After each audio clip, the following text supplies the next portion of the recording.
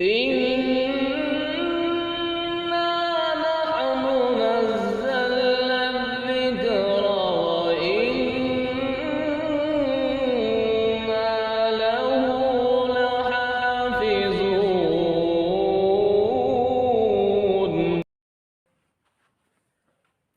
أعوذ بالله من الشيطان الرجيم.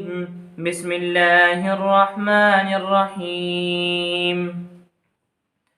ألم تر إلى الملأ من بني إسرائيل من بعد موسى إذ قالوا لنبي له ابعث لنا ملكا نقاتل في سبيل الله قال هل عسيتم إن كتب عليكم القتال ألا تقاتلوا قالوا وما لنا ألا نقاتل في سبيل الله وقد أخرجنا من ديارنا وأبنائنا فلما كتب عليهم القتال تولوا إلا قليلا منهم والله عليم بالظالمين.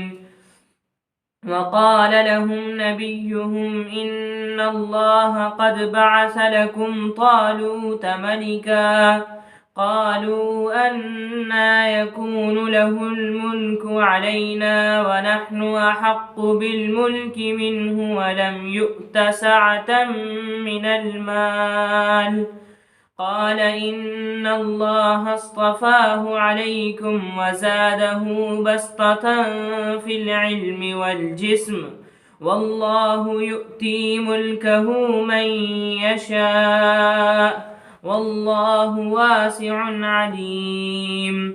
وقال لهم نبيهم إن آية ملكه أن يأتيكم التابوت فيه سكينة من ربكم وبقية مما ترك آل موسى وآل هارون تحمله الملائكة إن في ذلك لآية لكم إن كنتم مؤمنين. صدق الله العظيم. الحمد لله رب العالمين والصلاة والسلام على سيد المرسلين وعلى آله وأصحابه الغر الميامين. اعوذ باللہ من الشیطان الرجیم. بسم اللہ الرحمن الرحیم. الم تر الی الملأ من بنی اسرائیل من بعد موسیٰ. اس سے پیشتر آیات میں اللہ کے راستے میں جان اور مال نچھاور کرنے کی ترغیب دی گئی اور اس ضمن میں اس پس منظر میں دو واقعات بھی بیان کیے گئے. ایک واقعہ اس سے پہلی آیات میں گزر چکا ہے. وہ لوگ جنہوں نے اللہ کے راستے میں جان اور مال نچھاور کرنے سے گریز کیا، وہ دور رہے، بچتے رہے، اللہ نے ان کو دنیا اور آخرت کی سعادت سے محروم کر دیا. اب یہ آیات جو آج آپ کے سامنے تلاوت کی گئی ہیں، ان آیات میں ان سعادت مندوں کا واقعہ بیان کیا جا رہا ہے جنہوں نے خوش دلی کے ساتھ اپنی جان اور اپنا مال اللہ کے راستے میں نچھاور کیا تو اللہ نے ان کو دنیا اور آخرت کی سعادت سے سرفراز فرمایا. یہ واقعہ طالوت اور جالوت کا واقعہ ہے جس کی تفصیل انشاءاللہ آپ آیات قرآنی کے ذریعے سے سنیں گے. الم تر الی الملأ من بنی اسرائیل من بعد موسیٰ. کیا آپ کو بنی اسرائیل کی جماعت کا حال معلوم ہوا موسیٰ علیہ السلام کے بعد؟ ان آیات میں حضرت رسول پاک صلی اللہ علیہ وسلم کو مخاطب بنایا گیا اور قرآن مجید نے جو اس اسلوب کو اختیار کیا ہے وہ علم ترا کا اسلوب ہے.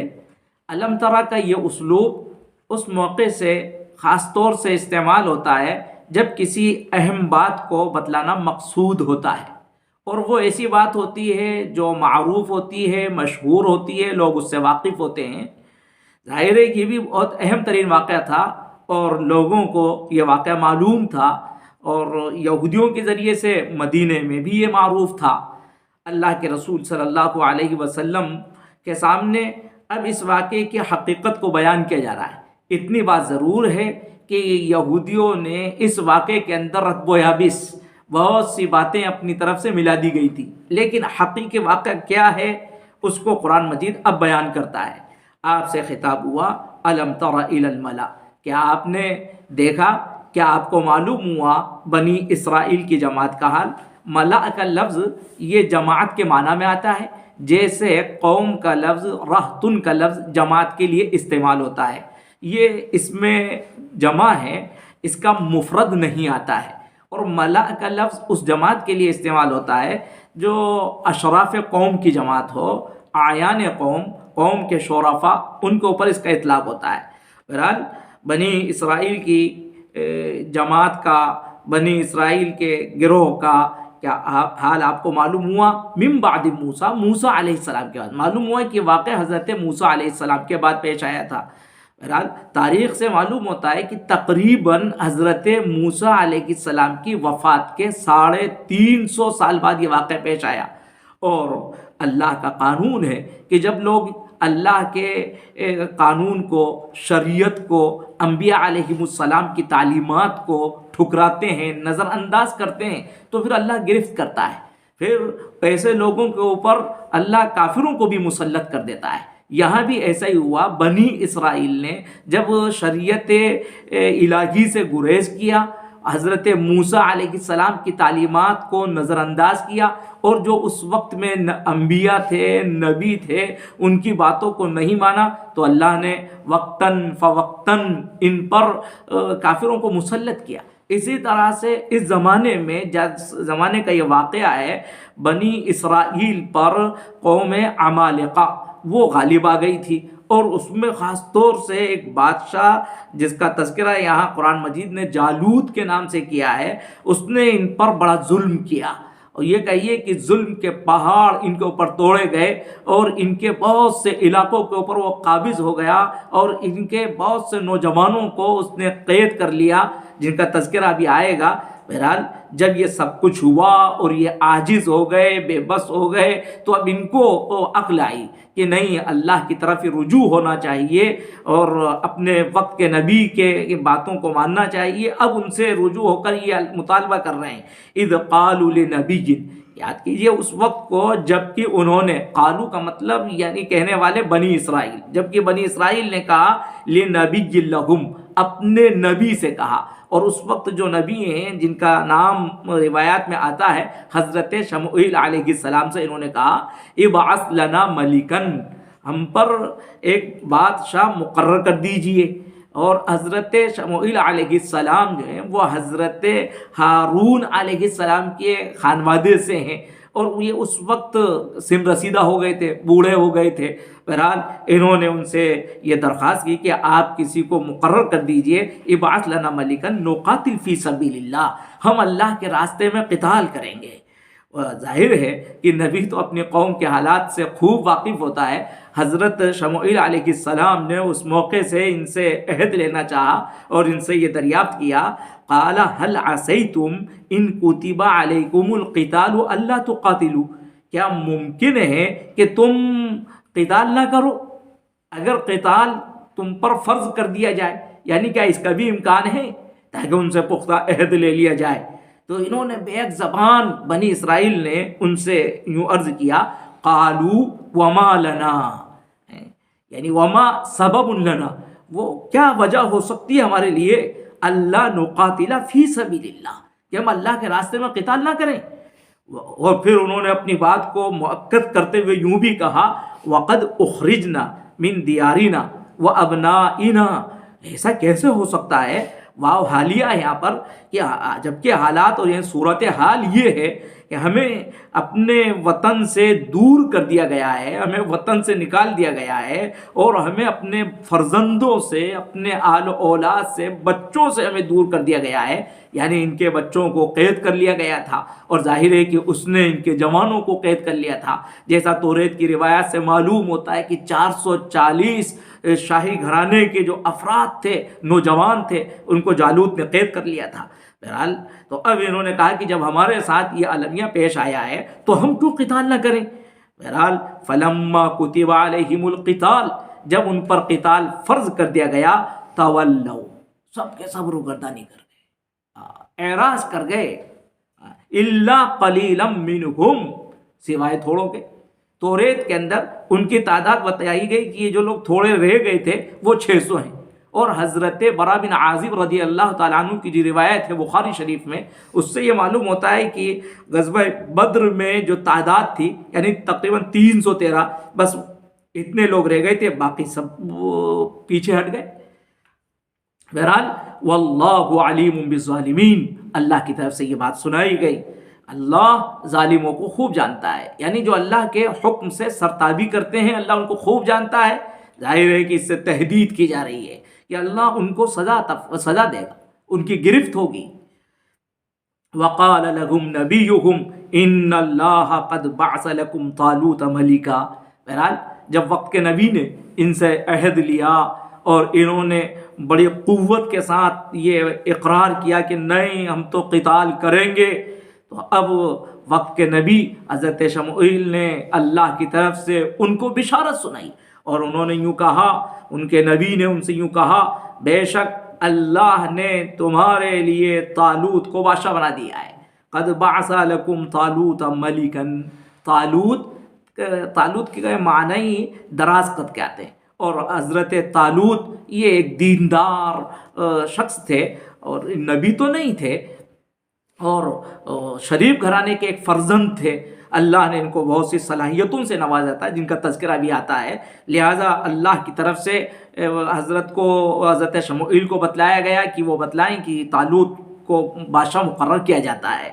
اور طالوت کے بارے میں یہ آتا ہے کہ حضرت طالوت وہ حضرت بنیامین علیہ السلام کے خانوادے سے تھے، اور آپ جانتے ہیں کہ حضرت یعقوب علیہ السلام کے جو بیٹے تھے ان سے ہی یہ بنی اسرائیل کے خاندان آباد ہوئے اور ان کا سلسلہ شروع ہوا.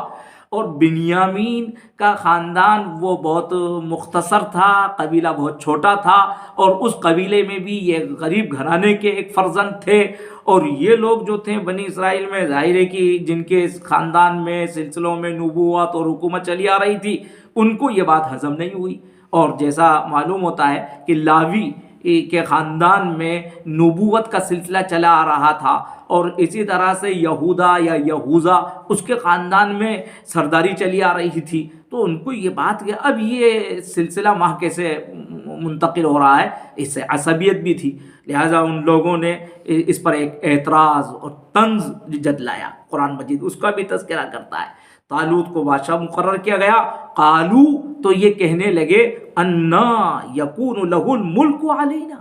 انا کا لفظ عربی میں آتا ہے جس کے معنی کیفا کے بھی ہوتے ہیں، متا کے معنی میں بھی آتا ہے، اینا کے معنی میں بھی آتا ہے. یعنی یہ سمجھیے کہ سوالات کی ایک بوچھار انہوں نے کر دی.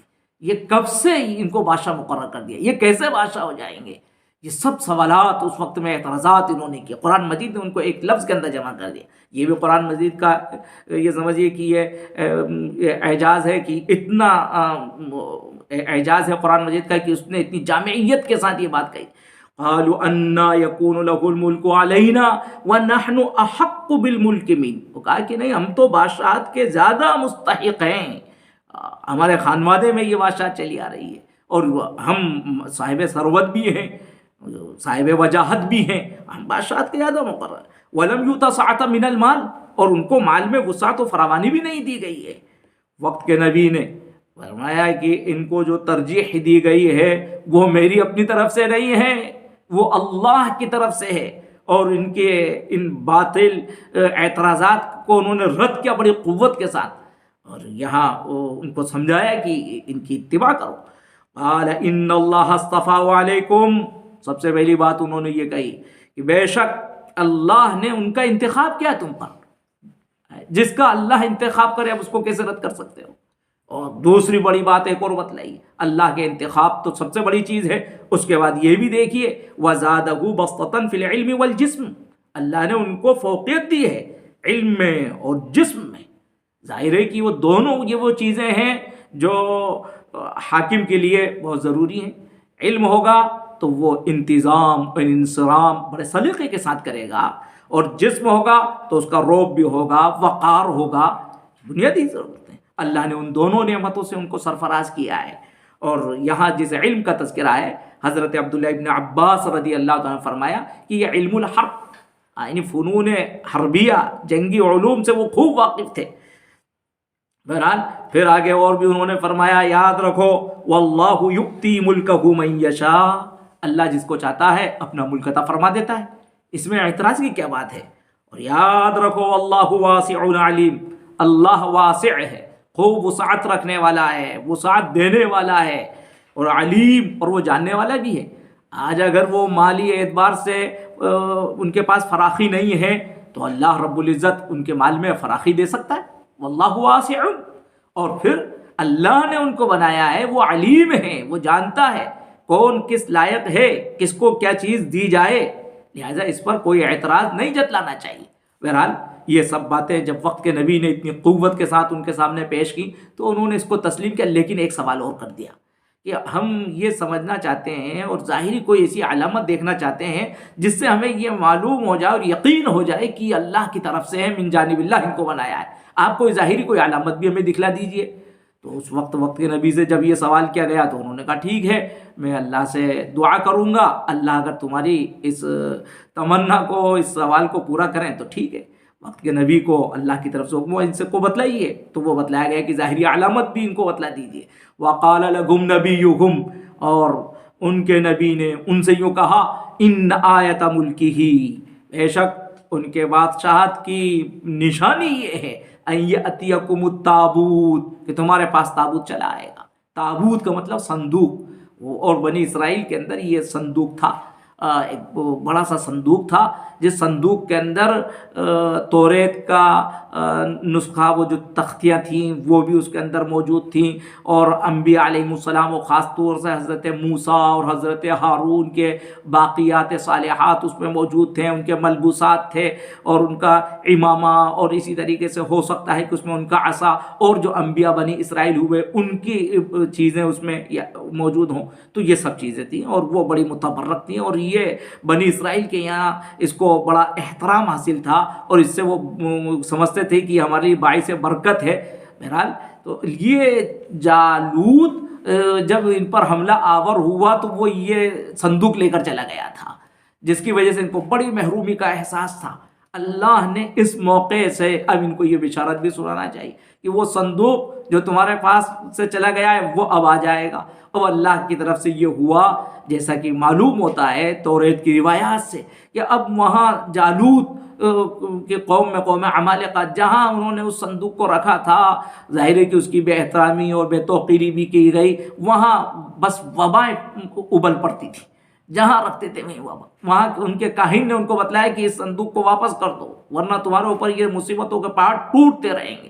لہٰذا انہوں نے اس صندوق کو کسی بیل گاڑی وغیرہ پر سوار کیا اور اس کو اپنے شہر سے باہر ہکا دیا۔ اللہ کا حکم یہ ہوا کہ فرشتے اس کو لے کر طالوت کے پاس چلے آئے، اور وہ ان کے پاس یہ صندوق پہنچ گیا۔ یہ کھلی علامت تھی کہ طالوت کے پاس وہ صندوق پہنچ گیا۔ اسی کا ذکر ہوا، ان یأتیکم التابوت فیہ سکینۃ من ربکم۔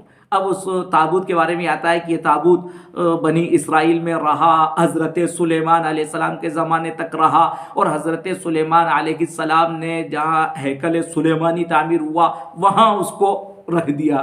بہرحال تو وہ ہیکل سلیمانی کی جگہ پر مدفون ہے۔ بہرحال جو بھی ہے اس کی حقیقت یہ روایت سے معلوم ہوتا ہے۔ سکینۃ من ربکم، اور کہا کہ وہ تابوت فیہ سکینہ، جس میں سکینت ہے۔ سکینت کا مطلب جس میں تمہارے لیے طمانینت ہے، اس میں بڑی راحت تھی، اس کی وجہ سے برکتیں تھیں۔ اور بعض لوگوں نے سکینت کا مطلب یہ بھی سمجھا ہے، سکینتن کا مطلب ظاہر ہے کہ جب بھی ان کو کوئی پریشانی آتی تھی تو توریت کی طرف رجوع کرتے تھے، اور توریت من ربکم وہ کہاں سے آئی تھی؟ وہ رب کی طرف سے آئی تھی، تو اس میں توریت بھی ہے۔ فیہ سکینۃ من ربکم کا مطلب یہ بھی سمجھا گیا ہے۔ وبقیۃ مما ترک، اور اس میں باقی وہ چیزیں ہیں جو چھوڑی ہیں آل موسیٰ و آل ہارون، آل موسیٰ اور آل ہارون نے۔ یہاں یہ بات کہی گئی ہے کہ آل کا لفظ یہ تفخیم کے طور پر لگا دیا گیا ہے، اصل یہ ہے کہ موسیٰ اور ہارون نے جو چیزیں چھوڑی ہیں، اور بعض لوگوں نے یہ بھی اس کا مفہوم سمجھا ہے کہ آل موسیٰ آل ہارون سے مراد یعنی انبیاء بنی اسرائیل اس سے مراد ہے کہ انہوں نے جو کچھ چھوڑا ہے وہ باقیہ چیزیں اس میں ہیں. تحملہ الملائکہ، فرشتے اس کو اٹھائے ہوئے ہوں گے. بہرحال فرشتے اس کو لے کر آ گئے، ہکاتے ہوئے لے آئے اور یہاں طالوت کے پاس وہ پہنچ گیا. ان فی ذلک لآیۃ، اب کہا گیا کہ اس میں آیت پر تنوین تعظیم کی ہے. لآیۃ عظیمۃ، اس میں بڑی نشانی ہے تمہارے لیے. ان کنتم مؤمنین، اگر تم یقین رکھنے والے ہو. بہرحال تو اب یہ یقین رکھنے والے ہو یعنی طالوت کی بادشاہت کو اگر تسلیم کرتے ہو تو اس میں تمہارے لیے بڑی نشانی ہے. ایک واضح مفہوم تو یہ سمجھ میں آ ہی رہا ہے.